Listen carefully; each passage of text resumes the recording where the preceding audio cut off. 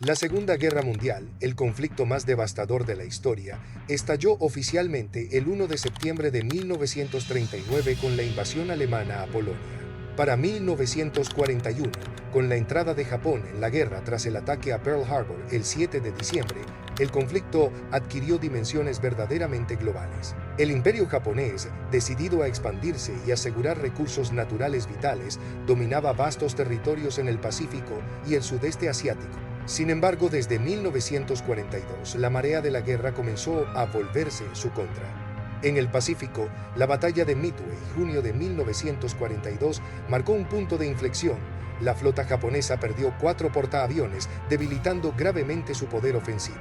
A partir de entonces, los aliados, liderados principalmente por Estados Unidos, iniciaron una ofensiva sistemática de island hopping, o salto de islas, que los fue acercando poco a poco al archipiélago japonés. Para 1944, tras las batallas de las Marianas Saipan, Guam y Tinian, los Estados Unidos lograron establecer bases aéreas suficientemente cercanas a Japón para lanzar bombardeos estratégicos.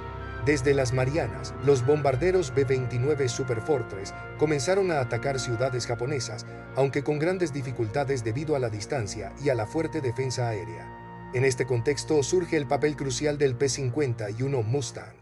Originalmente concebido como un caza británico, el Mustang evolucionó hasta convertirse en uno de los aviones más versátiles y avanzados de la guerra.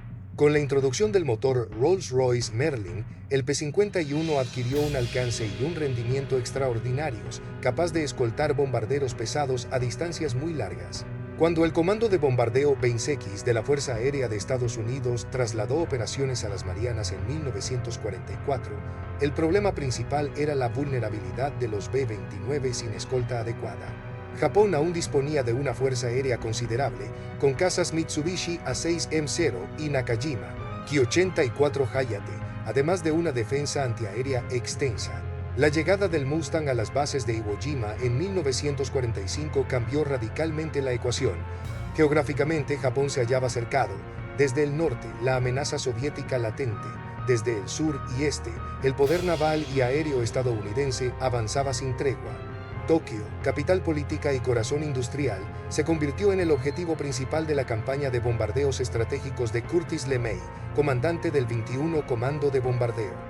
Los P-51 Mustang, capaces de volar junto a los B-29, eran el escudo y la espada que acompañaban cada incursión y pronto mostrarían a Japón una realidad atónita: la pérdida del dominio aéreo sobre su propio cielo.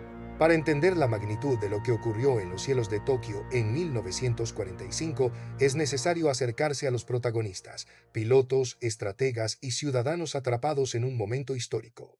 James H. Howard, coronel estadounidense y veterano de la RAF, representaba la experiencia temprana de los aliados con cazas de largo alcance. Había combatido en Europa y comprendía el valor del Mustang como escolta estratégico. Aunque no participó directamente en Tokio, su visión y experiencias influyeron en las tácticas aplicadas. Paul W. Tibbets, conocido luego por pilotar el Enola Gay sobre Hiroshima, también formó parte del entramado de oficiales del bombardeo estratégico.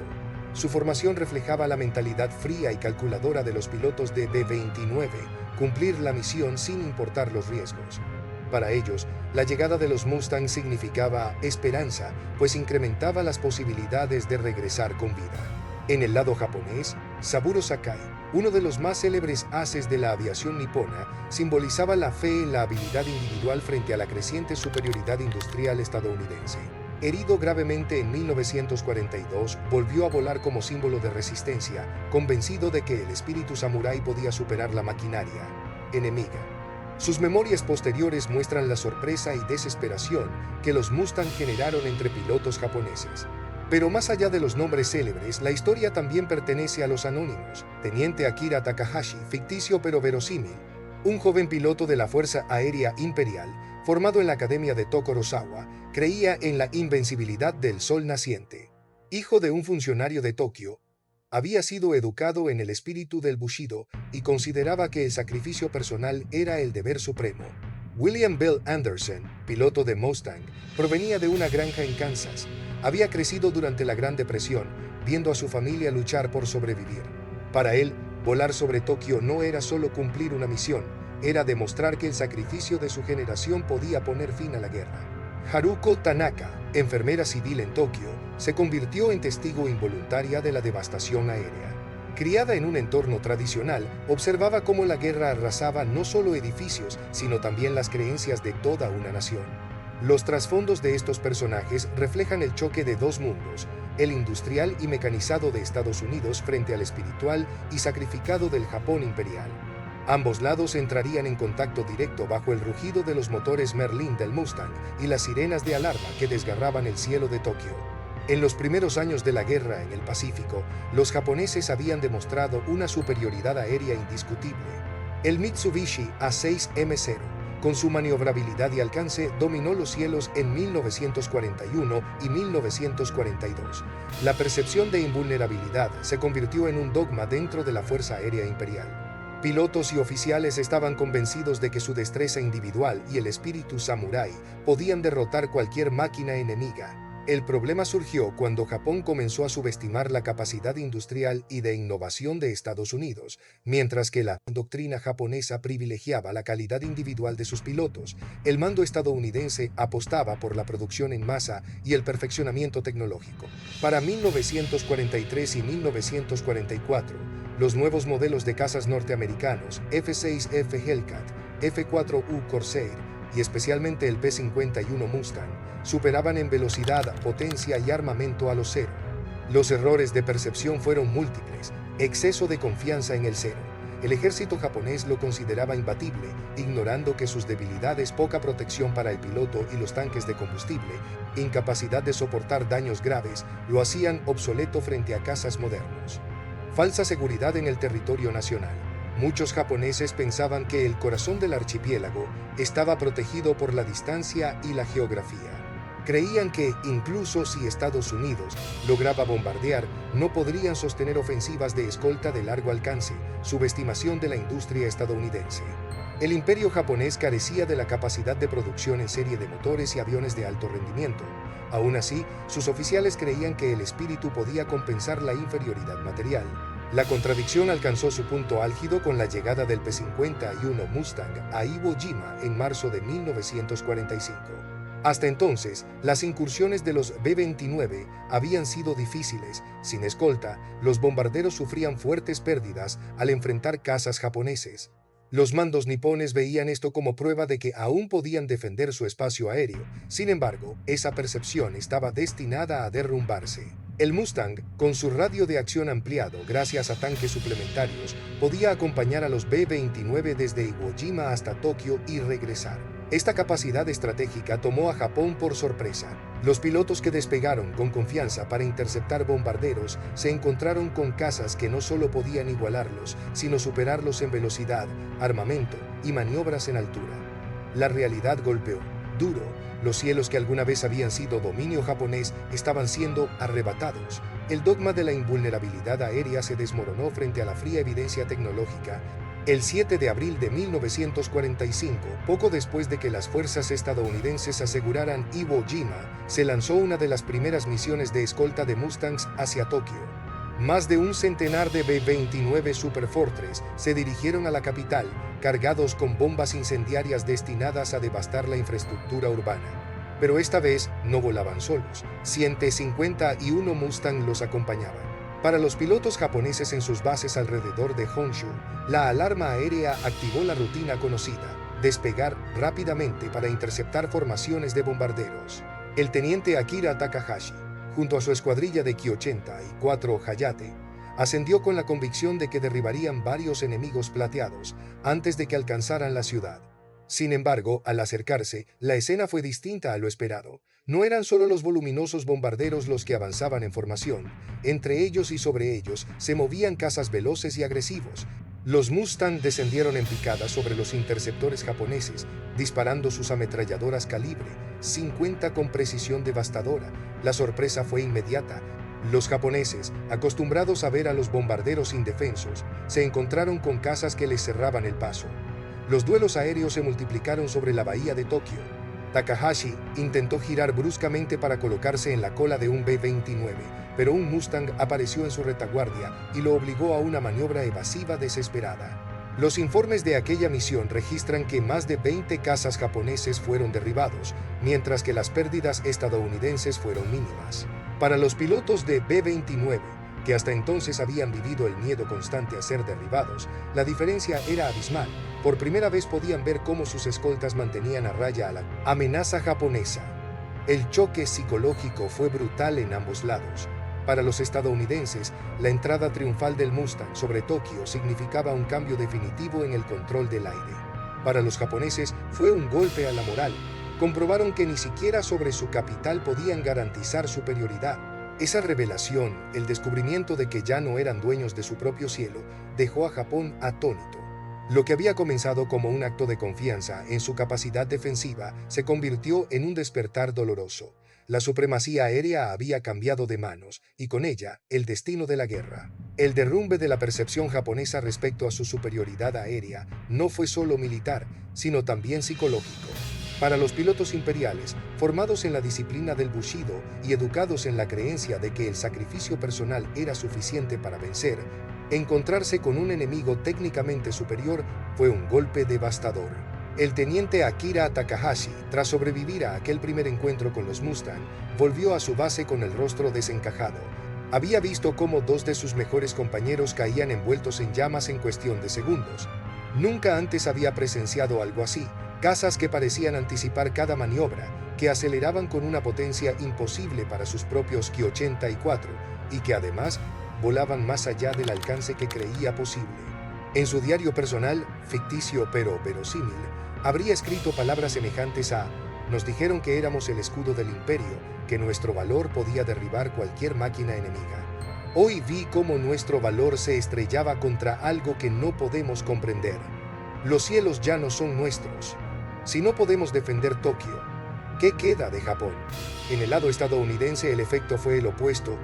Los pilotos de Mustang y de B-29 experimentaron un incremento súbito de moral. William Bill Anderson, al regresar de la misión, escribió: su madre en Kansas, hoy escolté a los Superfortress hasta Tokio y de vuelta. Mamá, por primera vez sentí que teníamos el control. Vi a un Cero intentar acercarse, pero lo derribé antes de que pudiera disparar. Es extraño. Me siento orgulloso, pero también culpable. Porque sé que ese muchacho japonés tenía una madre como tú, esperando que volviera a casa. La población civil japonesa, en cambio, vivió este cambio con angustia. Para Haruko Tanaka, la enfermera en Tokio, las sirenas de alarma ya eran habituales, pero esa vez fue diferente. Los cielos parecían vibrar con más intensidad, como si la ciudad estuviera siendo desbordada. Desde los refugios, muchos murmuraban incrédulos: ¿cómo pudieron llegar hasta aquí tantos cazas enemigos? La conmoción emocional se extendió. Los líderes militares japoneses, que hasta entonces habían sostenido un discurso de resistencia inquebrantable, comenzaron a enfrentar dudas internas. La psicología colectiva se resquebrajaba. Si el enemigo dominaba el aire, ninguna victoria en tierra o mar podía revertir la situación. Este impacto psicológico marcó un antes y un después. No se trataba únicamente de la pérdida de aviones, sino de la conciencia de estar presenciando el inicio del fin. Japón había quedado expuesto, y el P-51 Mustang era el símbolo de esa vulnerabilidad. A medida que las incursiones aéreas con escolta de Mustang se multiplicaron, la guerra en el Pacífico se inclinó inexorablemente hacia el desenlace.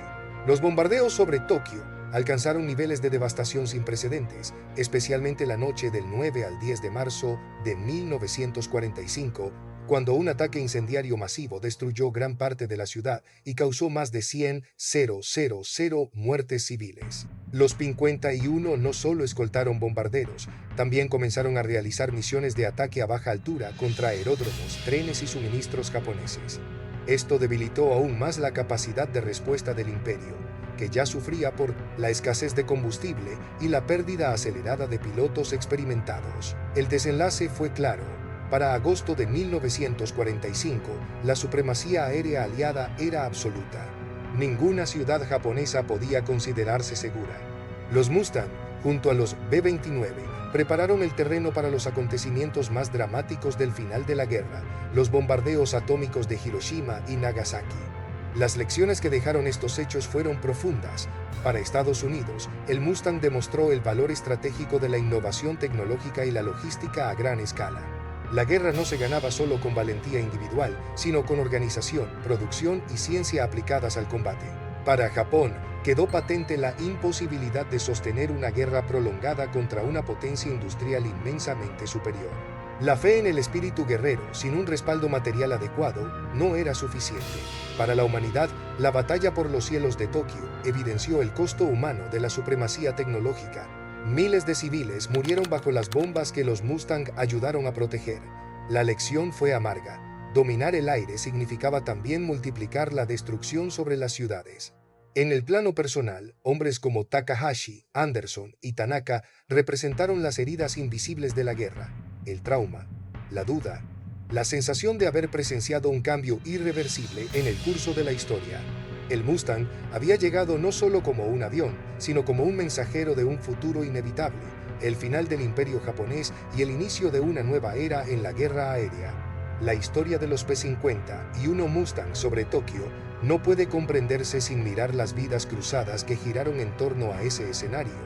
Las subtramas, aunque personales, reflejan los dilemas más amplios de la guerra, el dilema del teniente Akira Takahashi.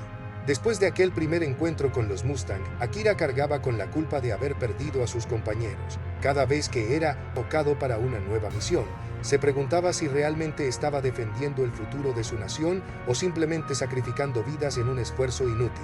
El Bushido le imponía obediencia y honor, pero en su interior crecía una duda.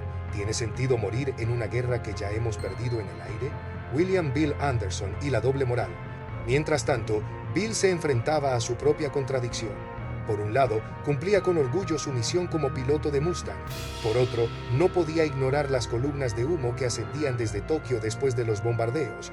En cartas que jamás envió, escribía: «He visto ciudades arder, gente corriendo como hormigas entre las llamas.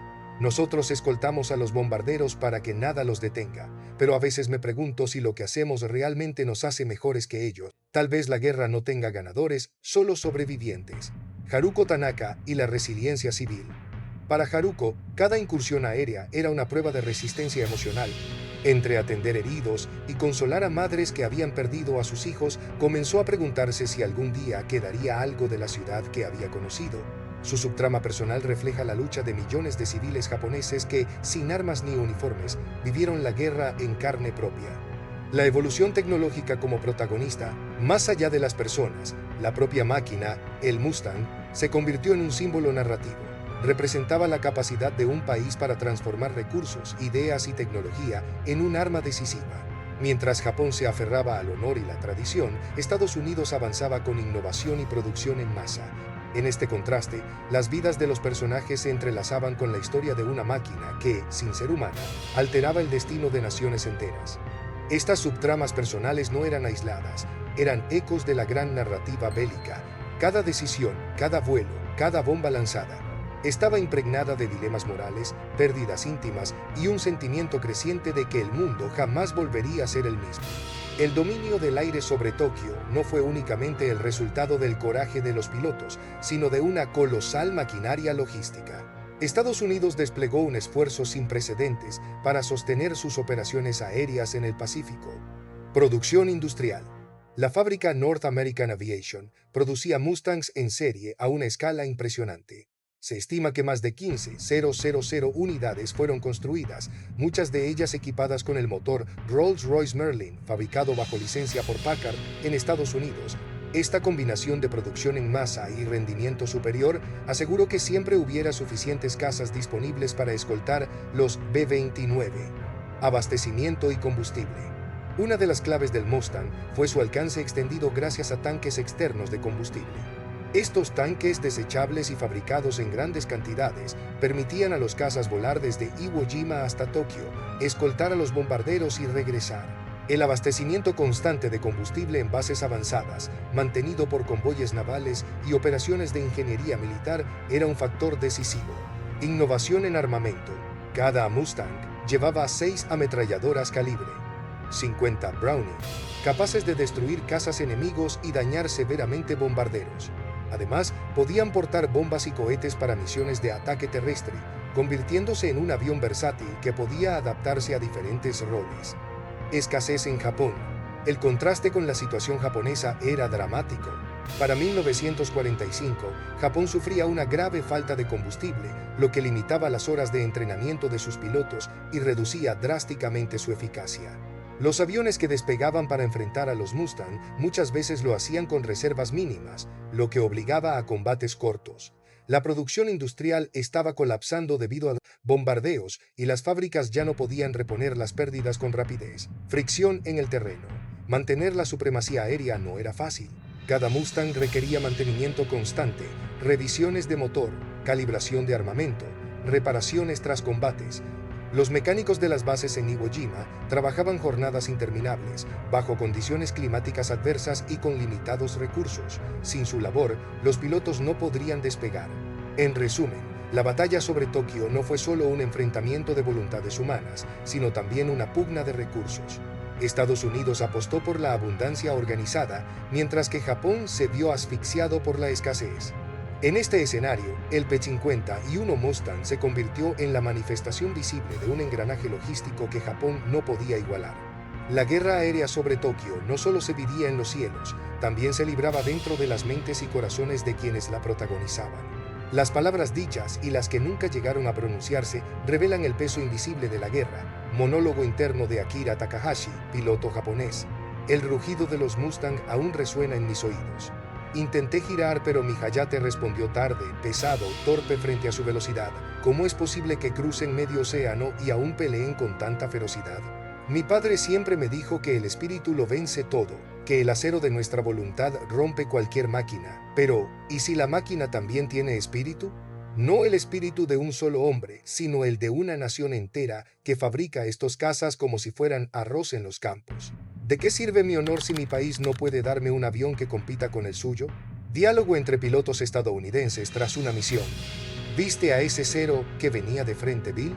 Sí, pero ya no son lo que eran, apenas aguantan 2 ráfagas. No te confíes, aún pelean como demonios.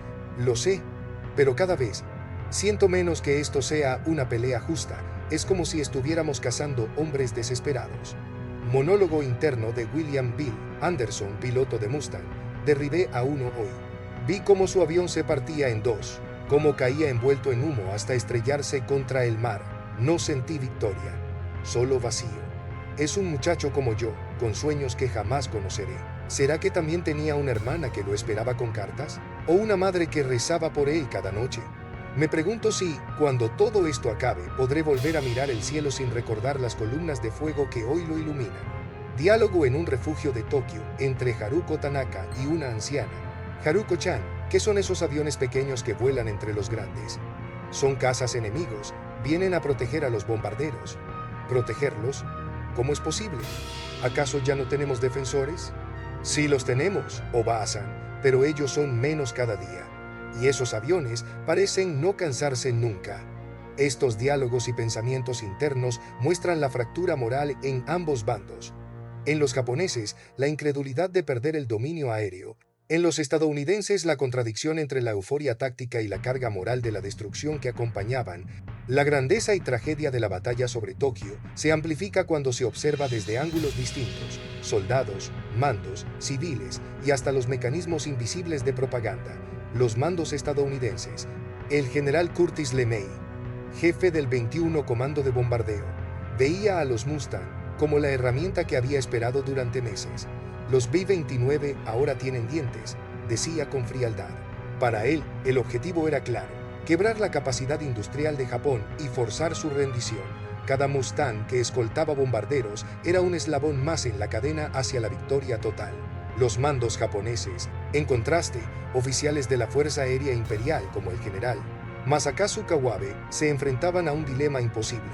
Sabían que no podían producir aviones al ritmo de Estados Unidos, pero aún estaban obligados a enviar a jóvenes pilotos al combate.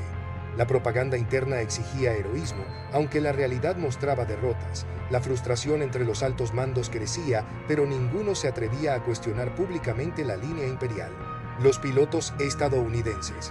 Los Mustang no solo eran máquinas, eran un salvavidas emocional para los pilotos de bombarderos. Hasta entonces, cada misión a Tokio significaba una ruleta mortal. Con los escoltas, podían concentrarse en sus objetivos sabiendo que alguien vigilaba sus flancos. Para ellos, los P-50 y uno eran como ángeles guardianes que surgían entre las nubes. Los pilotos japoneses, cada salida era una apuesta suicida. El combustible escaseaba, los aviones eran inferiores y los novatos reemplazaban a veteranos caídos. La diferencia era tan grande que muchos pilotos sabían, en silencio, que no regresarían. La aparición de los Mustang solo hizo más evidente esa desesperanza. Los civiles en Tokio. Los ciudadanos vivían con terror creciente. Si antes podían consolarse pensando que la aviación japonesa defendía sus cielos, ahora sentían que estaban abandonados. Los refugios subterráneos se llenaban de lamentos y murmullos incrédulos. Si los cielos ya no son nuestros, ¿qué queda de Japón? La propaganda. En Estados Unidos, los Mustangs se presentaban como héroes del aire. En Japón, en cambio, los noticieros intentaban minimizar su impacto, hablando de aviones enemigos interceptados, aunque la realidad fuese otra. Esta disonancia entre discurso oficial y experiencia real solo aumentaba la incredulidad y el desgaste moral en la población. Al final, todas las perspectivas convergían en una misma conclusión. El dominio del aire había cambiado de manos.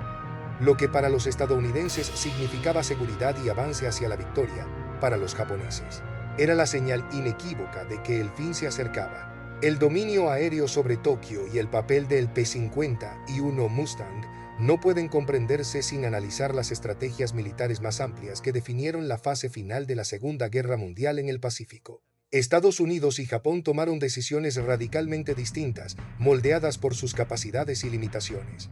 La estrategia estadounidense. Supremacía aérea total. Desde mediados de 1944, el mando estadounidense entendió que la clave para doblegar a Japón no era únicamente la guerra naval o terrestre, sino la destrucción sistemática de su capacidad industrial y logística mediante bombardeos estratégicos. El 29 Superfortress fue diseñado precisamente para ello, alcanzar objetivos a larga distancia, más allá de lo que cualquier otro bombardero podía lograr. Pero los B-29 no podían sobrevivir sin protección. La experiencia en Europa ya había enseñado la lección. Hasta que los cazas de largo alcance escoltaron a los bombarderos sobre Alemania, las pérdidas eran insostenibles. Curtis LeMay y otros estrategas adoptaron esta enseñanza al Pacífico, trasladando P-50 y uno Mustang a bases en Iwo Jima tras su captura en marzo de 1945. La táctica fue clara: escolta de bombarderos. Los Mustang volaban junto a los B-29 hasta Tokio, evitando que los cazas japoneses atacaran con eficacia. Supresión aérea ofensiva. Una vez sobre Japón, los Mustang se separaban en grupos para atacar aeródromos, destruir aviones en tierra y neutralizar cualquier intento de interceptación. Ataques a baja altura. Además de escoltar, realizaban misiones independientes para atacar trenes, barcos pequeños y fábricas, paralizando el flujo logístico japonés. Estas tácticas no solo protegieron a los bombarderos, sino que minaron poco a poco la capacidad japonesa de sostener operaciones aéreas.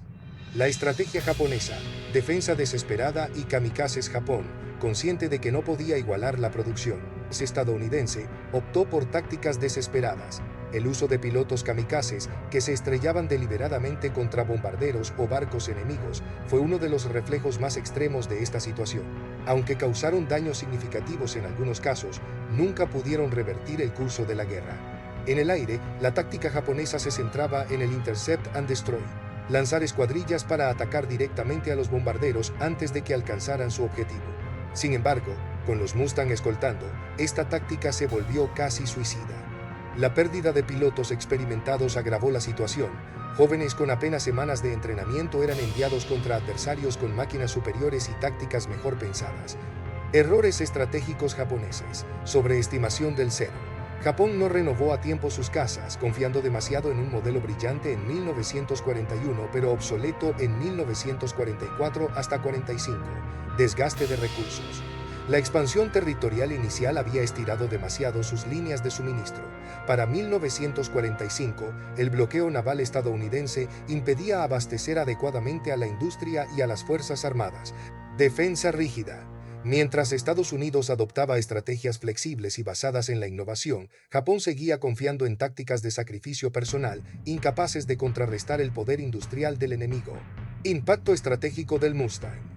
La introducción del P-50 y uno sobre Tokio transformó la dinámica de la guerra aérea. las pérdidas de B-29 disminuyeron notablemente. La Fuerza Aérea Imperial perdió la capacidad de disputar el aire incluso sobre su propia capital. Los ataques aéreos estadounidenses se volvieron más intensos y devastadores, al no temer represalias aéreas significativas. En resumen, mientras Estados Unidos aplicaba una estrategia basada en tecnología, logística y destrucción sistemática de la infraestructura, Japón quedó atrapado en un callejón sin salida. Su resistencia era heroica, pero estratégicamente inviable. El Mustang fue la pieza táctica que consolidó ese desequilibrio, asegurando que la supremacía aérea aliada fuera incuestionable. El eco de los motores Merlin del P-50 y uno Mustang sobre Tokio no se apagó con el final de las incursiones aéreas. Permaneció como símbolo de un cambio irreversible en la historia militar y en la conciencia de los pueblos que participaron en aquella guerra. El impacto inmediato en la guerra. La supremacía aérea estadounidense, consolidada gracias al Mustang, aceleró la caída del Japón imperial. Sin el control de sus cielos, la defensa de sus ciudades e industrias se volvió imposible. La devastación causada por los bombardeos incendiarios y, finalmente, por las bombas atómicas de Hiroshima y Nagasaki en agosto de 1945, fueron el golpe final a un país que ya había sido quebrado psicológica y logísticamente. El Mustang no arrojó las bombas, pero permitió que llegaran hasta su objetivo sin oposición significativa. Legado en Japón. Para los japoneses, la experiencia de ver el cielo dominado por aviones enemigos fue un trauma profundo. El pueblo que había creído en la invulnerabilidad del imperio comprendió de golpe la fragilidad de sus defensas frente al poder industrial y tecnológico moderno. La derrota aérea marcó un punto de inflexión en la mentalidad japonesa. De un nacionalismo expansionista se pasó, en la posguerra, a un pacifismo pragmático que desconfiaba de la guerra como instrumento político. La figura del piloto japonés valiente, sacrificado pero superado, quedó grabada como símbolo de un esfuerzo desesperado contra fuerzas imposibles de contener.